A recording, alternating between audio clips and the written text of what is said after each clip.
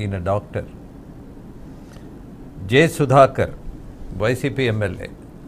ఆయన చేసిన ఘనకార్యం ఏంటో, అలాగే ఒక యువతి ఆమెను ఎలా ఆయన ట్రీట్ చేశాడు ఏంటి అనేది చూపించడానికి ఇబ్బంది అనిపించినా సరే నిజాన్ని జనాలకి చేరాల్సిన బాధ్యత ఉంది కాబట్టి ఆ సినిమా మీకు చూపిస్తా. బట్ ఏ సర్టిఫికెట్ అది ఒకసారి చూడండి.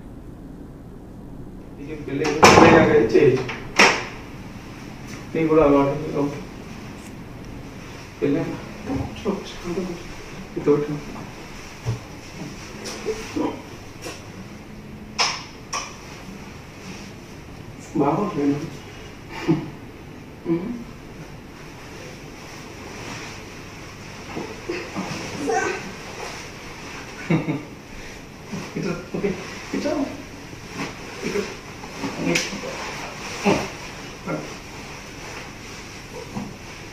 ఇక పట్టుకోయి కొన్నిసార్లు కొద్దిగా ఉన్నాయి.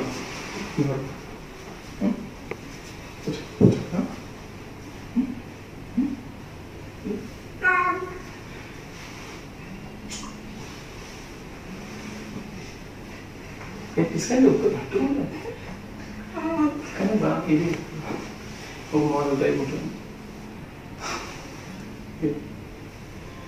అందుకే నేను మీద చెప్పండి.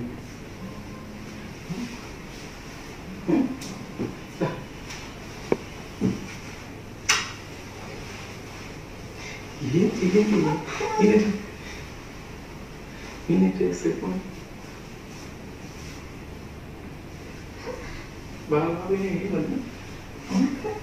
తీసుకొని అప్పోసాయి.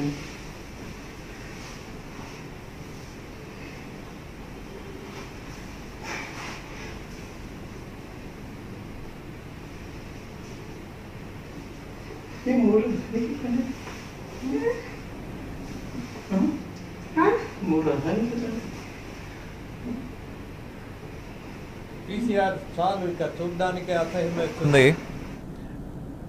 ఒకే ఒక విషయం రాష్ట్ర ప్రజలందరినీ గుర్తించమంటున్నా. పెళ్లి కావాల్సినటువంటి ఒక యువతి కావచ్చు, లేదా పెళ్ళైనటువంటి వాళ్ళు మహిళలు కూడా కావచ్చు, whatever it may be, ప్రజాప్రతినిధులంటే మనకు సేవకులుగా ఉండవలసిన వాళ్ళు చేస్తున్నటువంటి వికృత చేష్టలు చూసిన తర్వాత వాళ్ళకి ఎలాంటి శిక్షలు ఉండాలి అన్నటువంటి ఆలోచన చేసిన తర్వాత శిక్ష వేయగలిగిన వాళ్ళు ఎవరో తెలుసా? మీరే మీరే మీరే. ఏదో ఒక కోర్టు, ఏదో ఒక చట్టం అక్కర్లా.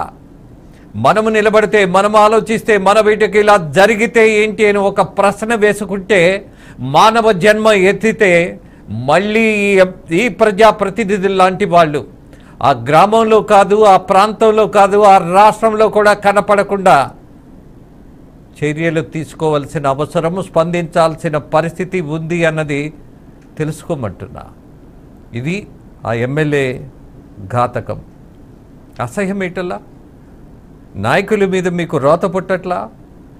అలాగే వీళ్ళ మనకి ప్రతినిధులు అని మనం ప్రశ్నించుకుంటున్నప్పుడు మనం ఎలాంటి వాళ్ళను ఎన్నుకుంటున్నామన్నటువంటి ప్రశ్న వేసుకుంటే మన మీద మనకే జాలి పడట్లా? ఇబ్బంది రావట్లా?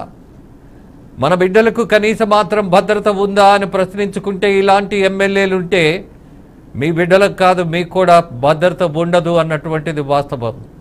There is no doubt about that. అందుకే కంపేర్ చేసి ఇవాళ చర్చలో ముఖ్యంగా పవన్ కళ్యాణ్ లాంటి నాయకులు రావాలంటున్నా.